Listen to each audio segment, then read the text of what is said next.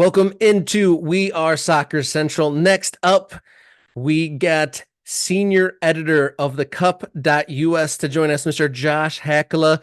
We had this scheduled already, this conversation to highlight the schedule for the 2024 format and the news. The reason why the schedule was delayed came out. MLS apparently was the reason. Only 8 teams participating, somewhat unprecedented. So, Josh, thank you for joining. We are Soccer Central. And what is this new format, and kind of what's it mean going forward here with the tournament starting in just 2 weeks? Well, like you said, I think a lot of people were doing a lot of NISA bashing because NISA just seems, whatever issues they're having and getting their teams wrangled and figured out for the next season, they were delaying their schedule release, and we were waiting for them to figure out how many teams are they going to enter. I think that fluctuated, and we were speculating all the way around, like 11 teams, 12 teams. Now it's down 9. And so we thought that was the issue. And what we have obviously learned, I think a lot of you're a soccer fan, you've probably been following that Major League Soccer tried to pull out of the tournament essentially and just enter their MLS Next Pro teams. And I thought that would be a disaster if they did that. They have done that, but not to the extent of just, bailing altogether. So there are 8 teams in the tournament, and then the rest of them are a collection of MLS Next Pro teams. And it's kind of a gut punch to the tournament, in my opinion. I think that not having all the Major League Soccer teams in, I mean, if your whole selling point to the tournament is a David versus Goliath thing, and Goliath doesn't show up in full, well, then that really hurts the tournament. So that's what we're stuck with. We've got eight teams from Major League Soccer that are entering. Just all the teams that didn't make the CONCACAF Champions Cup, and then and the defending champion Houston Dynamo are in it. And everyone else is either fielding MLS Next Pro teams or no team at all. So it's pretty disappointing. Yeah, you lead one of the leading publications covering the oldest tournament in United States sports. Um, I guess you've been covering this for 20 plus years. Did you think that a move like this would ever happen? I mean, it was always talked about because obviously there are teams that have different opinions. If you talk to them off the record, they'll tell you that like there are some teams that just frankly value the tournament more than others. So, like there are some teams that would just assume not do it. It's just kind of they didn't feel like it has the cachet or doesn't give them the notoriety that winning MLS Cup would, or that winning the Champions Cup could. But there are a lot of teams who actually feel the opposite. And so actually we found out recently, like when members of the media were asking teams, what are your thoughts about this? I feel like largely almost everybody was pretty down on this whole idea of not participating. So this is really coming from the top, and this move. And I just really, I never thought there would be this level of a move. And I don't think that, Lionel Messi joining the league is, I don't think that's a coincidence. I think that's part of the equation. I feel like the league, while I understand they want to raise the level of the competition they're going to take part in. They want things to be in their benefit. They want to, get a percentage of the gate, or they want to make sure it works with their schedule. I feel like the tournament is kind of bent over backwards to do that already. And I guess I can't fault them for trying to get the most they can for their teams, but I just thought torpedoing the entire tournament is probably not the best way to do that. So I was pretty surprised at the method. I really thought that, they tried to just throw in their MLS Next Pro teams, which would have been just a horrible situation because I think we all know that the gap between Major League Soccer and the MLS Next Pro teams is pretty huge. And if I thought once they put in that request, or they made that demand and then it was shot down, I thought that was the end of it. But obviously behind the scenes, they were really pushing to limit their participation. So I was surprised that it actually got to this point. Yeah, there's been some reporting over the weekend, and one of the glimmers of hope. There's a couple somewhat positive quotes at the end of the Doug McIntyre Fox Sports article. Peter Vermees saying this is a good fix in the short term, but I believe long term you'll probably see more teams participating. Do you think that that's a kind of a face saving quote, or do you think that there's hope that this is a temporary quirk to the format and we might go back to close to normal next year?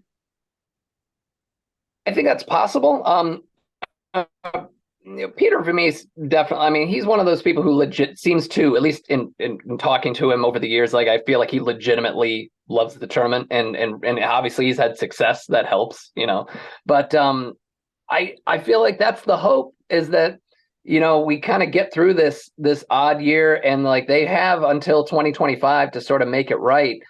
And I think that there's a lot of hope there that we can maybe just adjust, or at least move it back to where it was. I don't know if it's hard to know at this point. Like I said, I was surprised that they did what they did. So could we see all the teams back? I don't know. I don't know what that's going to look like next year, but they have a lot of time to figure that out. So my hope is that they're able to do that. But then I think people aren't looking ahead toward is the fact that the World Cup is right around the corner, and it's going to be in our neck of the woods. And that's going to really just destroy the calendar. I mean, you thought the Leagues Cup was already causing a problem with fixture congestion.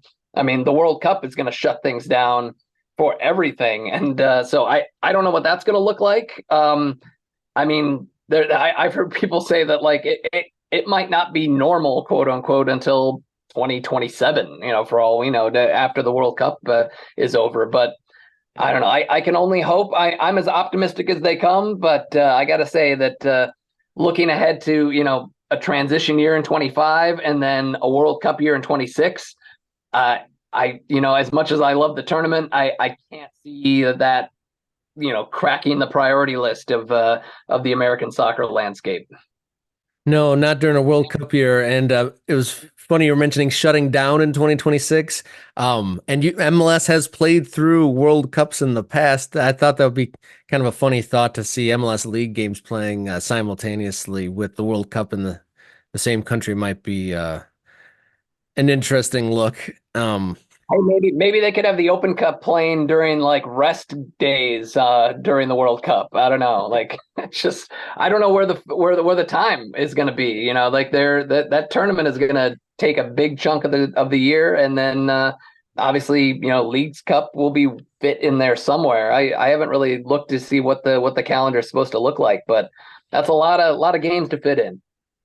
You want to think optimistically here about Open Cup in general, but you think that this first step towards stepping back is the big one. So it's kind of unlikely that they'd undo that big first step. You think? Yeah, I think Once you knock down the door, it's harder to fix it.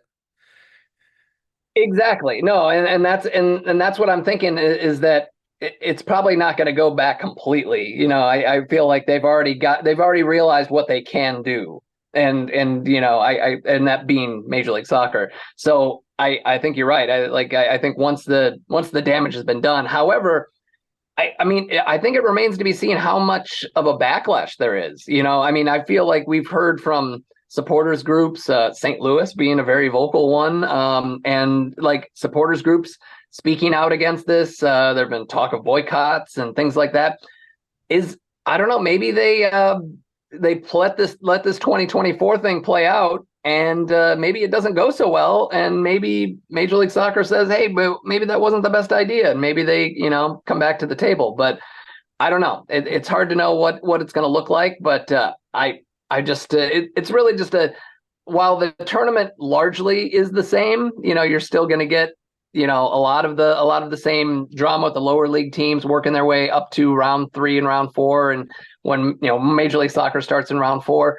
But the thing is, like, there's almost no teams on the East Coast for Major League Soccer. That's going to create a bunch of travel issues, and there's just not enough MLS teams to go around. So fewer teams are going to get a crack at the Goliath. So I think that's going to take away from it a little bit.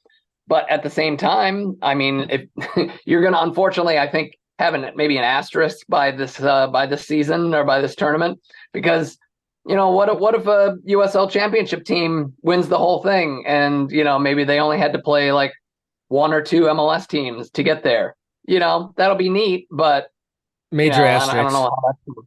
Yeah, I think it's going to be a huge asterisk right next to it. But there's also something else to consider, like and I think this is unlikely, so mind that.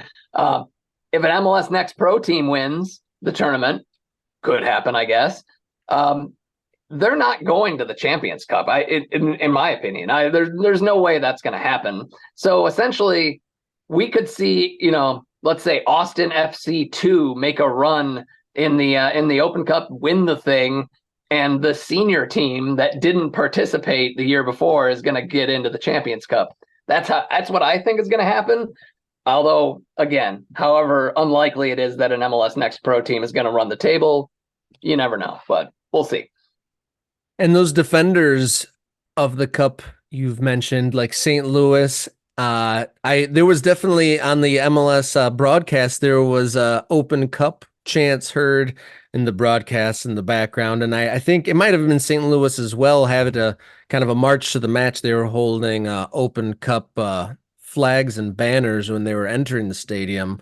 So, and in plenty of grassroots, accounts and stuff online saying that, that this is anti-competition. And, it's a shame that MLS would do something that's not like, they're not number one, a focus of it, while a small team drawing the big team is the thing. That focus isn't on the big team, until the finals, or so to speak. Like, they're not the main character at the beginning.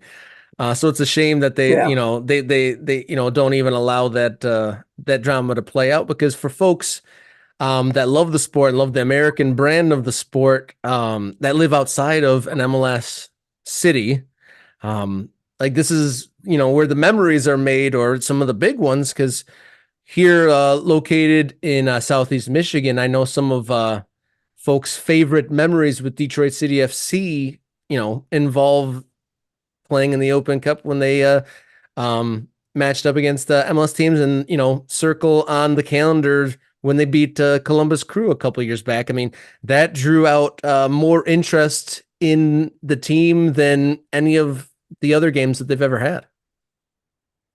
Yeah, that's this whole selling point of the tournament, and I think the fact that you have a league, the top league, stepping away from it, it's just mind-boggling to think that, like, you're not going to get more than half the league involved. And while it's I guess we could say it's better than nothing that we got 8, after they tried to go to 0, but still, I mean, it is a big disappointment that we're gonna, in the end, just have 8 teams, and it's going to take away from that fourth round. That when that fourth round, or sometimes we had them come in the third round.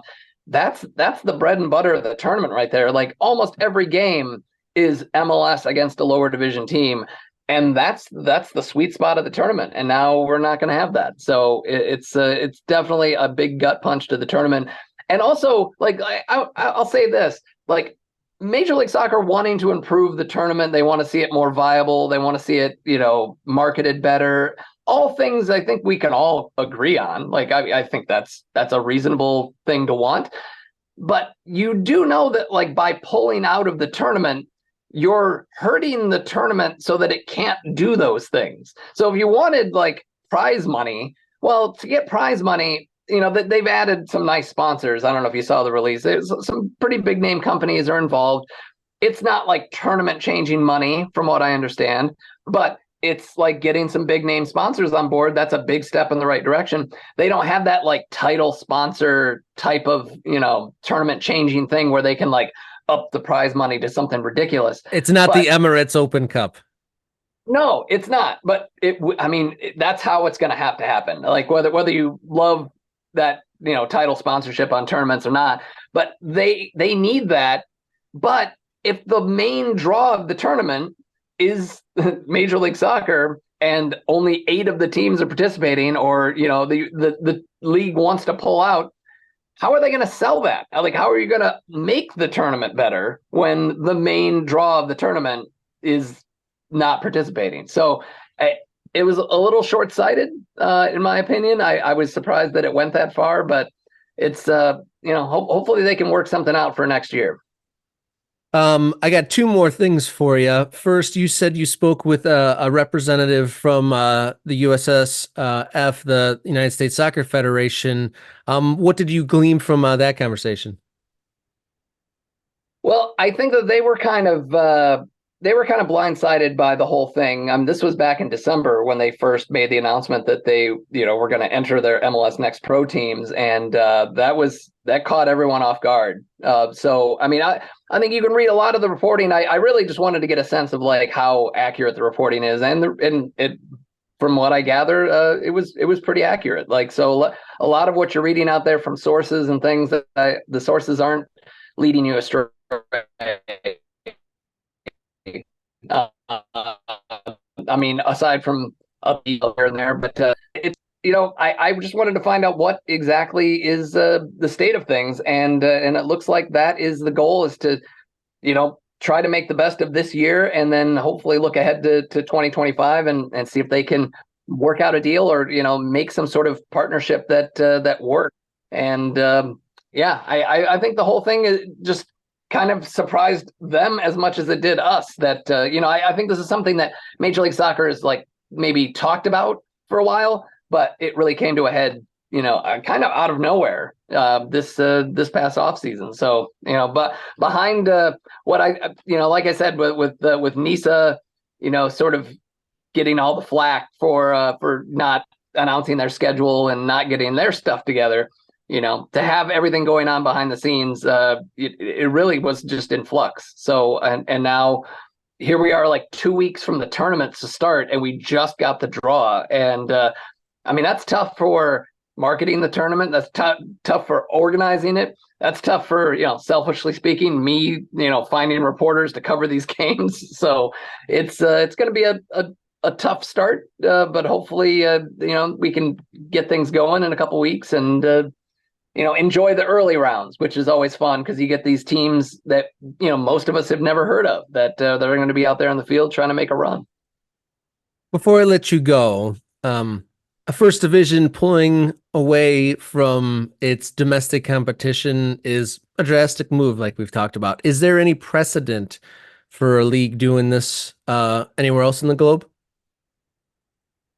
I mean, there are leagues where I think La Liga allows like reserve teams to enter in addition to the senior teams. I want to say someone like dug up that Poland allows reserve teams, but the thing is like we already have like you can pull up players from your reserve teams to play in the tournament. So it's like, to say that you can't make this work because schedule congestion is a little silly. Like they could have just pulled players up, and now we're going to have this big cluster of how do the rosters work when it's MLS Next Pro. So let's say you have an MLS Next Pro team and the MLS team, the senior team, is not participating. What's stopping them from taking some of their senior team players and quote unquote loaning them to the MLS Next Pro team? I think that's one of the things that they're working on and trying to figure out how to make that work, because that's a big question, is how that's going to play out, and in the spirit of the game. If you're going to have a team start in the first round, as these MLS Next Pro teams are, like, then I don't think people want to see ringers thrown in there, and I think that's one of the things they got to work out before this tournament gets underway in a couple weeks. Like you said, this tournament gets underway in just a couple weeks. March 19th, first game, Miami United FC versus Chattanooga FC from Finley Stadium, Tennessee.